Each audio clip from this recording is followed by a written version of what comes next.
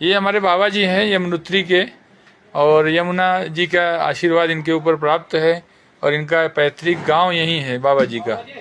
तो बाबा जी बताएंगे यमुना महारानी के बारे में और यमुनोत्री धाम के बारे में। तो बाबा जी बताइए। यमुना जो है, यमुना नाम क्यों पड़ा? यमराज की बहन है। और जमुना जो नाम पड़ा है, जयमनी ऋषि जी ने यहाँ तपस्या की। हरि बोल। भक्ति का अभाव था, भक्ति का भाव था, भक्ति का संसार में अभाव था। तो जयमनी ऋषि जी ने देखा कि संसार में भक्ति कम है, इसलिए उन्होंने जमुना जी की आराधना की। फिर जमुना जी ने 16 वर्ष की बालिका के रूप में उनको दिव्य दर्शन दिया। जैसे ही जयमनी ऋषि जी ने यमुना का स्वरूप देखा, वैसे ही उस पर मुग्ध हो गए। मुग्ध हुए तो जमुना जी ने जो है अपना स्वरूप बदल करके और जल रूप में वहां से प्रकट हुई। तजत अनुतारणी समर्पित जम्बो तरुगवनी, अपने शरीर को त्याग करके और कलिंद पर्वत पर जामुन का वृक्ष है उसके अंदर प्रवेश किया। फिर जमुना जी का तीर्थस्थल वो बन गया। फिर यमुना जी जो है वैसे सूर्य की पुत्री हैं। सूर्य की पुत्री, सूर्य की पुत्री है। सूर्य की धर्मपत्नी का नाम था संध्या।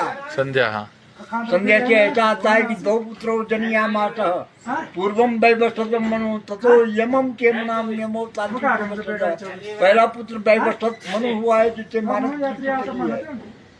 उसके बाद ततो यमम के नाम यमराज और यमुना जी जो है जुड़ा हुई है। उसके बाद संध्या ने जो है सूर्य का तेज ग्रहण नहीं कर पाई, तब अपनी छाया को छोड़ करके अपने आप घोड़ी का रूप धारण किया, उत्तर कुरुक्षेत्र में चले गई। छाया से फिर शनि महाराज और एक लड़की तापी, गुजरात में तापी में बहती है, वो तापी जो है ये छाया से पैदा हुई है। अब छाया जो है यमराज के साथ और यमुना जी के साथ सौतला व्यवहार करने लग गई। जब सौतला व्यवहार करने लगी तो यमराज जी जो है अपने पिता सूर्य महाराज जी से कहा कि पिताजी माँ हमारे साथ सौतला व्यवहार करती है। सूर्य को तो ये मालूम नहीं था कि ये बिंब है, हाँ, संध्या का बिंब है। हाँ, वो तो सोच रहा है ये संध्या ही है, हाँ, उसी का प्रतिबिंब था ना। हाँ, तो वो सोच रहा है कि संध्या ही है। हाँ, उसने कहा बेटा तुम्हारी माँ तो सबकी एक है, ये सौतला व्यवहार कैसे? हाँ।